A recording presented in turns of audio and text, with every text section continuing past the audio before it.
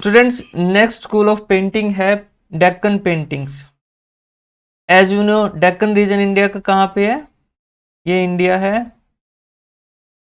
Deccan reason ये है Maharashtra, Karnataka, Andhra Pradesh, Telangana reason Deccan reason बोलते हैं। और डेक्कन रीजन की क्या मेन फीचर है? यहाँ पर ब्लैक सोइल मिलते हैं, यहाँ पर वेस्टर्न घाट्स हैं। डेक्कन पेंटिंग के बारे में जानने की कोशिश करेंगे। ये पेंटिंग 16th सेंचुरी में स्टार्ट हुई थी और उस टाइम डेक्कन में डेक्कन सुल्तनत का किंगडम था। इसको हम डिटेल में जानेंगे, उससे पहले कुछ फीचर्स देख लेते हैं डेक्कन पेंटिंग के। ये डेक्कन पेंटिंग एक तरह से आप बोल सकते हो जो पर्शियन प्लस जो डेक्कन फोक थीम्स थी उनका बेसिक एमलगेशन था। ये इन पेंटिंग्स को हम मुगल कंटेम्प्रेरी बोल सकते हैं, but they were different from the Mughals. और यहाँ की जो स्पेशल फीचर्स थी, जैसे ये फेमस पेंटिंग है, इस पेंटिंग का नाम है princess in the company of maids. ये one of the most popular Deccan painting है। ये प्रिंसेस है और ये बाकी इसके मेड्स हैं। ये देखिए हवा कर रही है, ये इसको जूस पिला रही है और इस तरह से ये फेमस पेंटिंग है। इस पेंटिंग्स के अलग फीचर क्या थे कि इसमें सेंसुअस फीमेल्स को दिखाया जाता था। इसमें तो फिर भी सिंपल रखा है हमारी क्लास के लिए, but the women's were looking sensuous and they were using intense colours. Natural landscapes भी यूज होते थे इसके अलावा। तो थोड़ा डेक्कन पेंटिंग के बारे में डिटेल में पढ़ने की कोशिश करते हैं। इंडिया में जब 12th सेंचुरी में सुल्तनत इस्टेब्लिश हुआ था तो एक गवर्नर सल्तनत ने यहाँ साउथ इंडिया को कंट्रोल करने के लिए भी अपॉइंट किया था। और बाद में यहाँ पर बहामनी सल्तनत इस्टेब्लिश हुआ था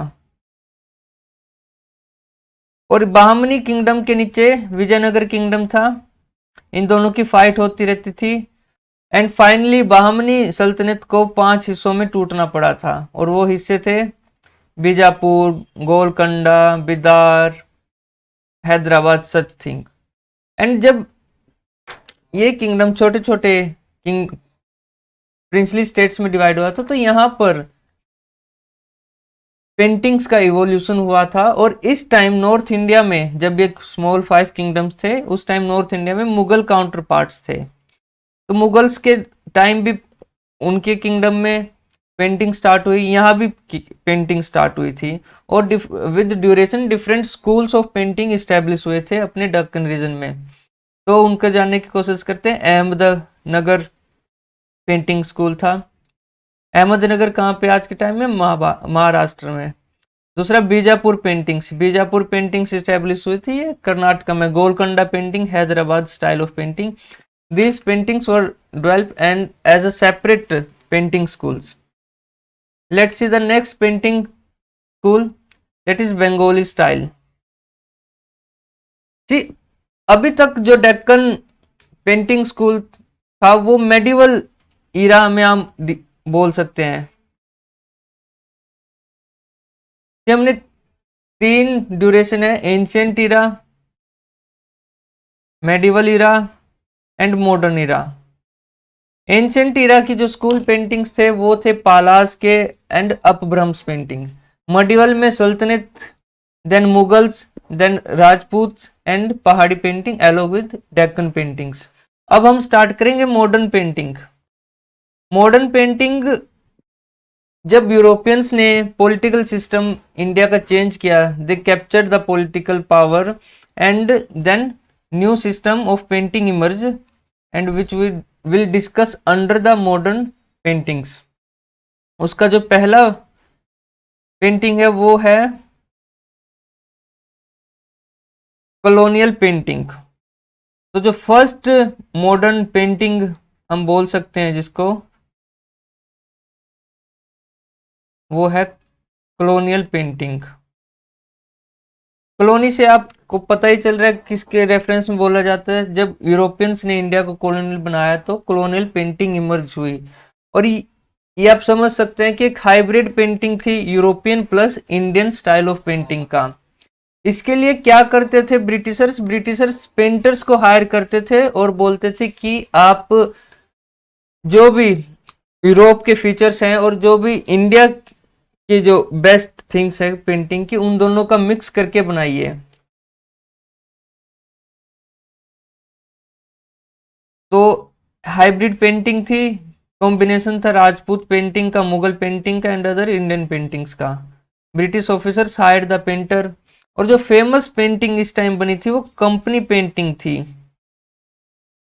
यहाँ पर आप देख सकते हैं ब्रिटिश रूलर है, एक तरह से ब्रिटिश एडमिनिस्ट्रेटर बोल सकते हैं, और ये डिफरेंट इंडियंस हैं। और ये पेंटिंग एक रिप्रेजेंट कर रही है कि कैसे उनके बीच में बातचीत चल रही है। इस पेंटिंग का जो फीचर थे, इसमें वाटर कलर को ज्यादा यूज किया जाता था। एंड जो पेंटिंग था इसका बर्थ प्लेस कहाँ हो सकता है, देखिए जो ब्रिटिश रूल था वो 3-4 एरियाज में मेजरली इवोल्व हुआ था। तो आप वहीं से बोल सकते हैं कि ये पेंटिंग्स भी वहीं पे डेवलप हुई होंगी। तो कॉलोनी, इन ब्रिटिश की कॉलोनी में मोस्टली कौन थी, सबसे पहले बंगाल बना, फिर मद्रास बना, फिर बॉम्बे बना था। तो जो मेजर बर्थ प्लेसेस थे इस पेंटिंग के, वो कैलकाटा हो गया, चेन्नई हो गया, दिल्ली हो गया। अब इसके लगा, और जो फेमस जो गवर्नर जनरल या जो एडमिनिस्ट्रेटर्स थे जिन्होंने इसको पैटर्नाइज किया था, वो थे लॉर्ड इम्फे एंड मार्कस वेल्सले। और ये पेंटिंग काफी पॉपुलर रही थी around 100 years. But 20th century के आते आते एक नई पेंटिंग इमर्ज हुई जिसको हम बोलते हैं बाजार पेंटिंग। बाजार पेंटिंग एक मॉडर्न पेंटिंग है। ये पेंटिंग भी ब्रिटिशर्स ने इवोल्व की थी। और इस पेंटिंग का फीचर्स क्या है, आपको जैसे पता ही है, यूरोपियन प्लस इंडियन पेंटिंग के फीचर्स को हाइब्रिड करके मिलाया गया है इसमें। और जो पिछले वाली कॉलोनियल पेंटिंग थी उसमें डिफरेंस क्या था, इसमें जो यूरोपियन फीचर्स थे वो इंग्लैंड के नहीं थे, rather than they were from Rome से, और वो ग्रीक कल्चर से मोस्टली इंस्पायर थे। जो यूरोप के फीचर्स थे स्कूल में वो रोमन एंड ग्रीक कल्चर से इंस्पायर थे। एंड इंडियन कल्चर को भी कम इसमें इंपॉर्टेंस दी गई थी मोस्टली। आप इसको बाजार पेंटिंग को ग्रीक एंड रोमन पेंटिंग भी बोल सकते हैं। और ये स्कूल जो है बंगाल और बिहार में ज़्यादा फेमस हुआ था, यहीं पे ज़्यादा इन पेंटिंग्स को बनाया गया। इस पेंटिंग के थीम्स क्या थे, सब्जेक्ट मैटर क्या था, जैसे नाम ही बता रहे बाजार।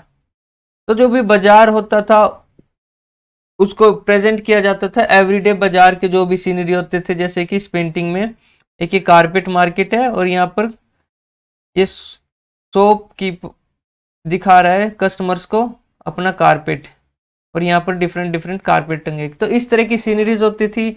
इसके अलावा जो ब्रिटिश ऑफिशियल्स के सामने उनके दरबार में कोर्टिसंस डांस करते हुए दिखाए जाते हैं, ये भी एक थीम थे इस पेंटिंग का। और इसके अलावा जो different Hindu God and goddesses को भी काफी लार्ज अमाउंट में बनाया जाता था। और एक दूसरा फीचर क्या था, जो गॉड एंड गॉडेसेस बनाए जाते थे उनके मल्टीपल हैंड्स होते थे, 2 हाथ नहीं होते थे बल्कि मोर देन 2। एक हाथ में वज्र, एक हाथ में फूल, एक हाथ में किताब, एक हाथ में अलग अलग चीजें। बाजार पेंटिंग के अलावा जो एक different school of painting evolve हुआ था वो बंगाल पेंटिंग था।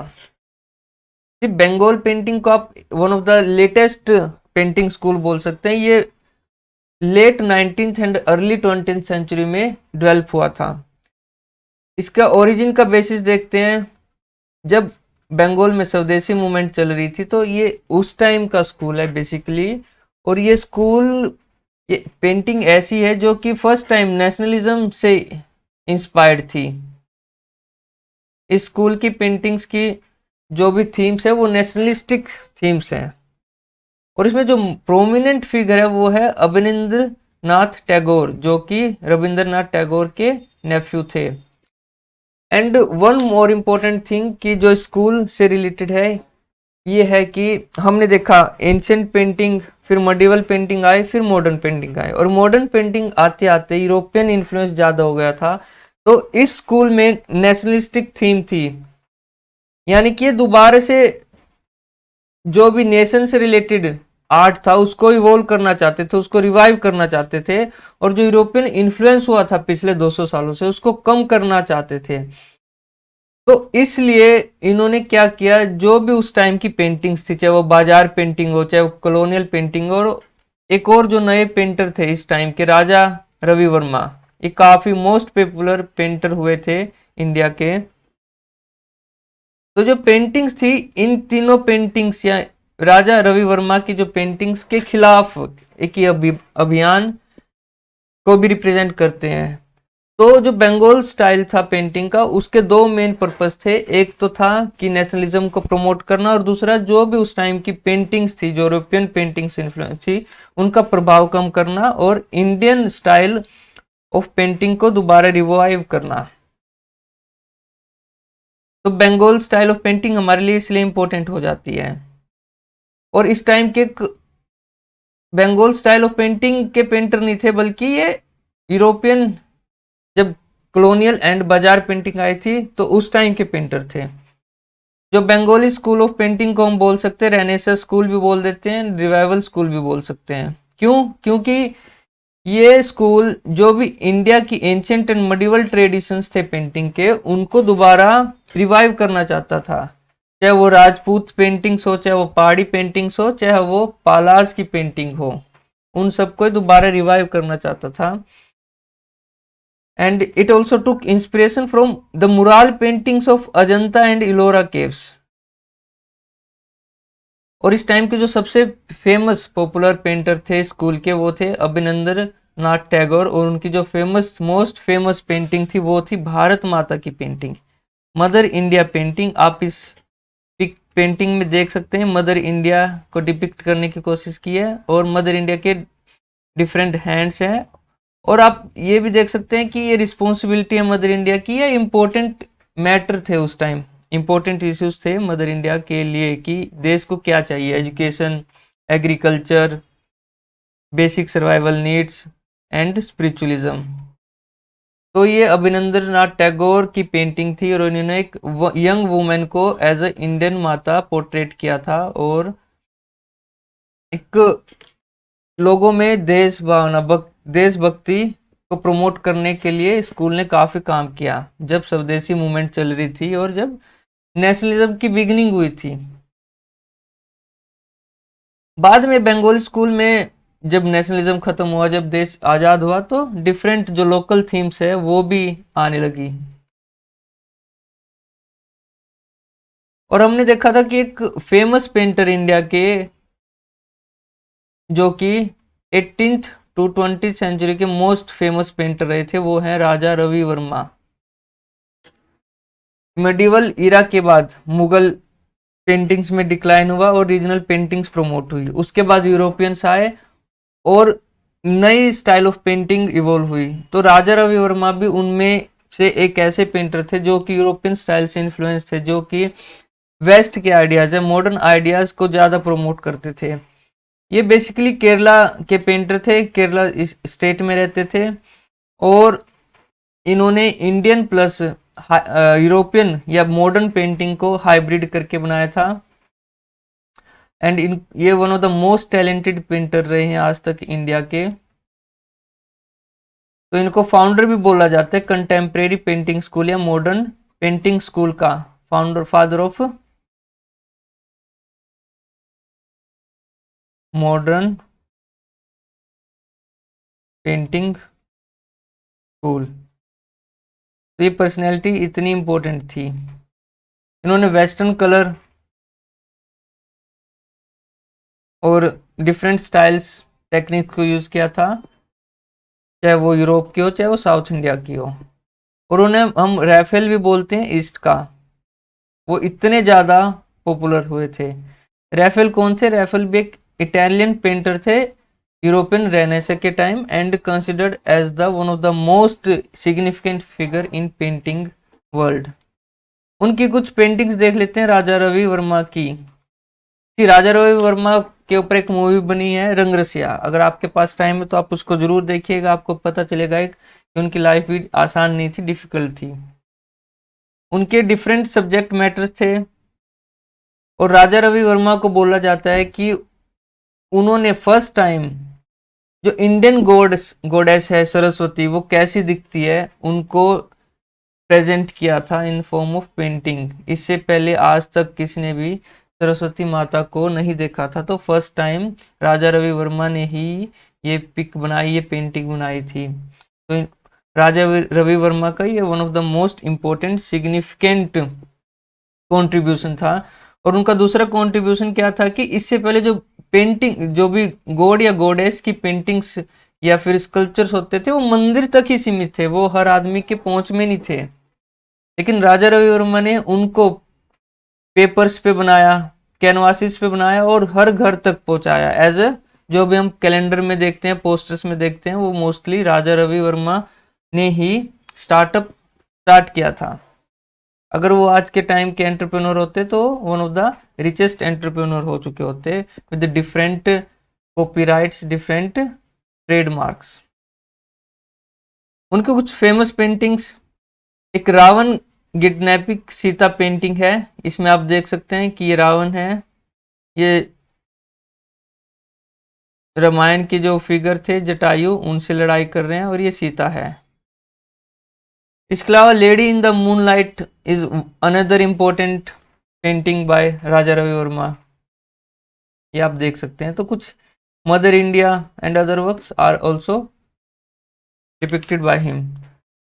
तो ये इस तरह से हमने देखा कि मॉडर्न पेंटिंग में बेसिकली 3 स्कूल थे और सबसे इन 3 स्कूल्स के अलावा एक ऐसे पेंटर भी थे जिन्होंने रेवोल्यूनाइज किया था पेंटिंग को। अच्छा, एक डिफरेंट पेंटिंग है जिसको हम रागमला पेंटिंग बोलते हैं। रागमला पेंटिंग कोई अलग से पेंटिंग नहीं है, बेसिकली ये पेंटिंग डिफरेंट स्कूल्स में पाई जाती है। रागमला का मतलब क्या है, जो पेंटिंग रागाज, जो म्यूजिक के राग होते हैं उन पे बेस्ड हो। तो ये पेंटिंग बेसिकली क्या है, इसमें पेंटिंग भी होती है, आर्ट भी होती है, पोएट्री भी होती है और म्यूजिकल सिस्टम भी होता है। इसमें एक तरफ पेंटर होता है और एक तरफ म्यूजिशियन होता है। पेंटर अपने राग बजा रहा होता है, गा रहा होता है, और on the basis of date ragas painter जो है करेक्टर के डिफरेंट मूड्स को रिप्रेजेंट करता है। हीरो हीरोइन के जो डिफरेंट मूड्स है, इमोशंस है, वो म्यूजिक के रागाज पे डिपेंड करते हैं। और ये जो थीम है, ये इस तरह की पेंटिंग्स हमें डिफरेंट स्कूल्स में मिलती है।